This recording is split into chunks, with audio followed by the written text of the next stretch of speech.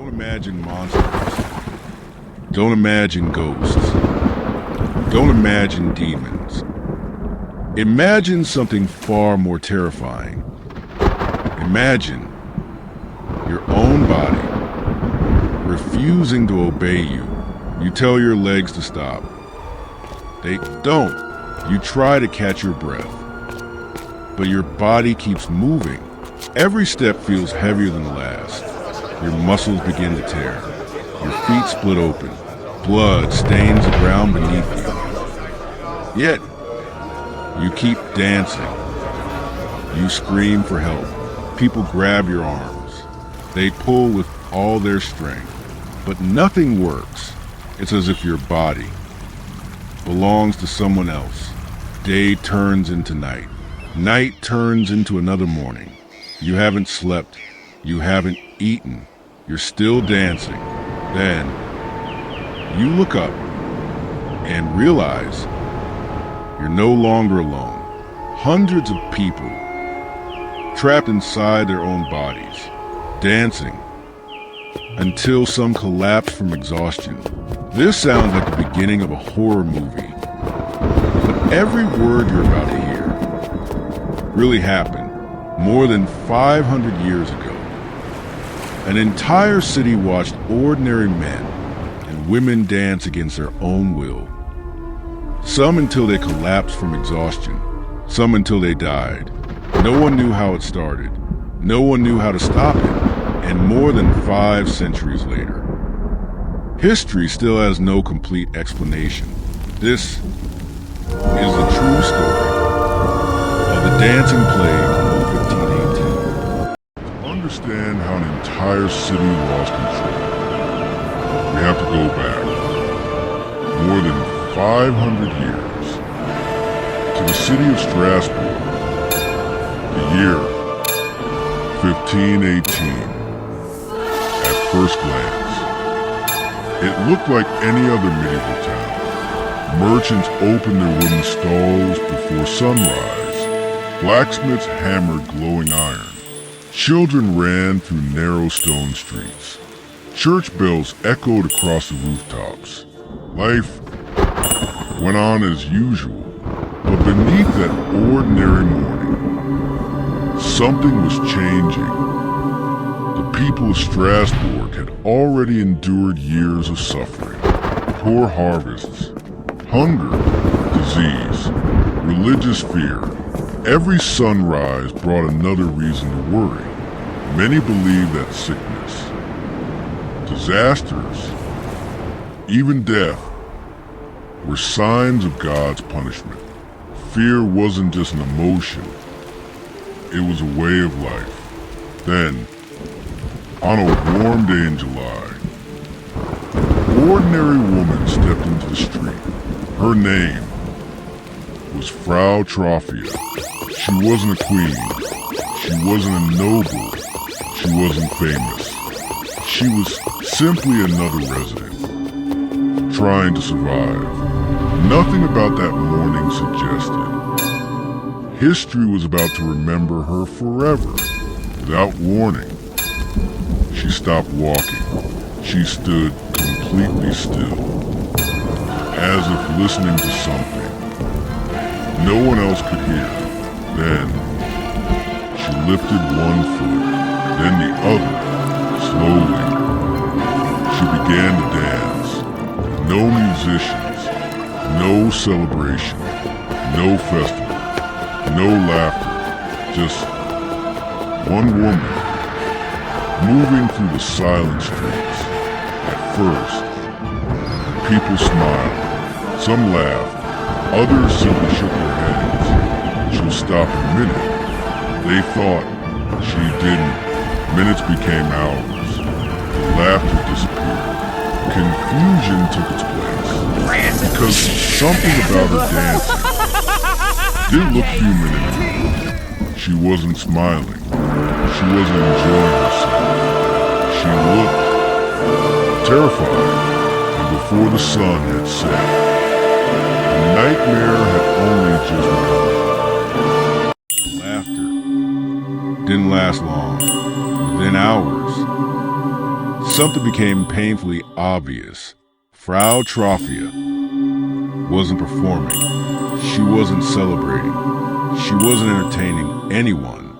She was trying to stop again and again. Witnesses watched her fight against her own body. She stumbled. She cried. She reached for walls, searching for anything. Anything that could force her legs to be still. But every time she slowed, her feet began moving again, faster, almost as if an invisible force refused to let her rest. By sunset, her breathing had become heavy, sweat soaked through her clothes. Her feet were swollen. Every movement should have been impossible. Yet, she kept dancing. The crowd grew larger. Some whispered that she had gone mad. Others believed she had been cursed. A few fell to their knees, praying for God to save her. But no prayer changed what they were seeing. Night fell over Strasbourg. The market emptied. Doors were locked. Candles burned behind wooden windows. Yet, in the middle of the silent street, one woman was still dancing. Hour after hour. She hadn't eaten. She hadn't slept. She hadn't spoken a single word.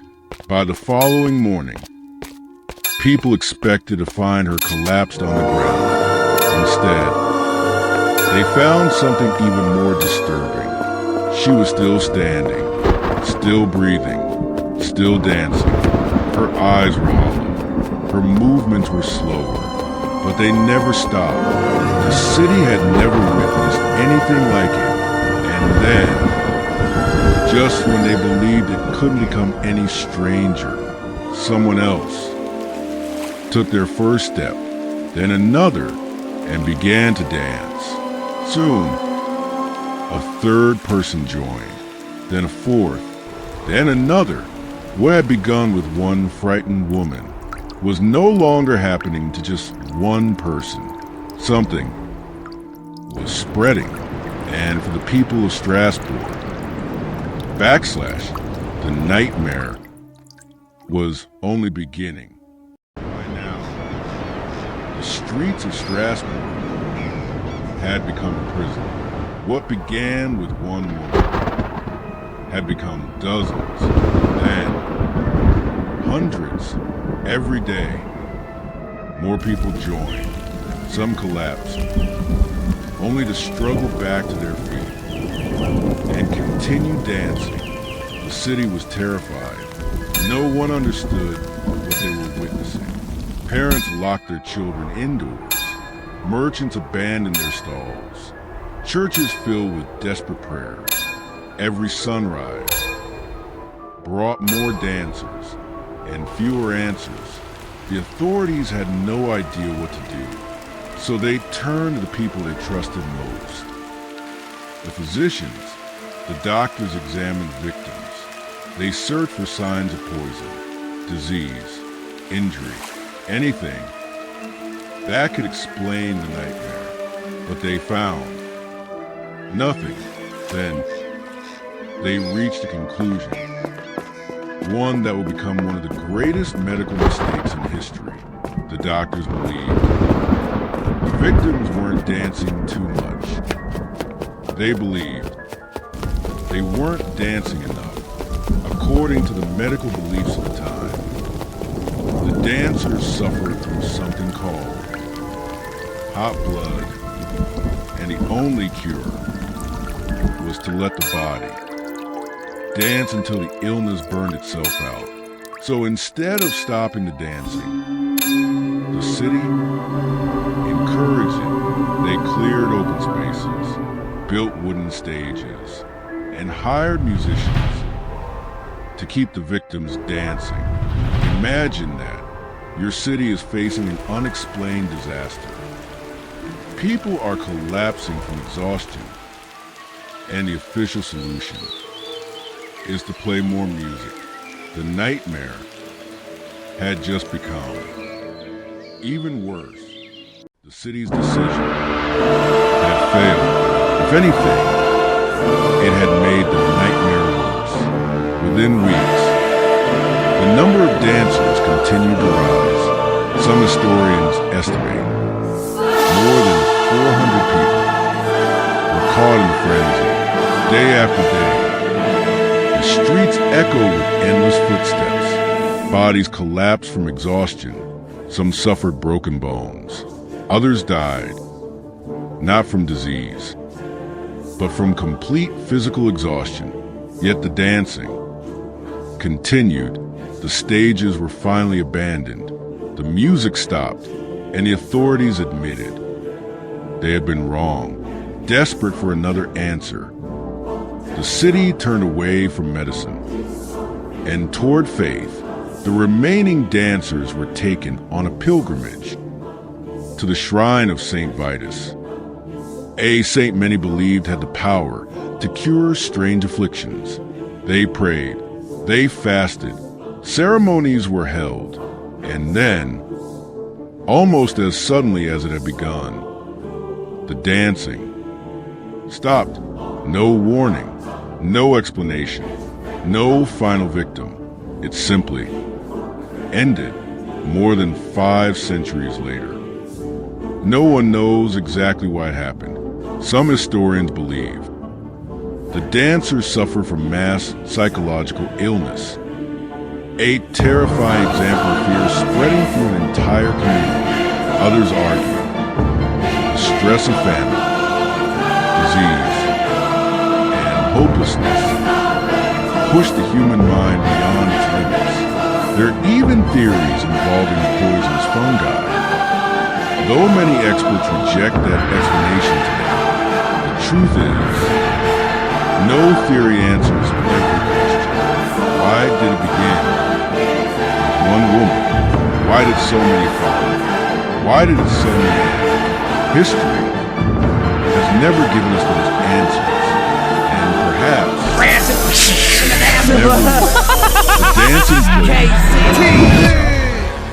remains one of the strangest events ever recorded. A story so unbelievable that if it weren't preserved in historical records, most of us would dismiss it as fiction. But it happened.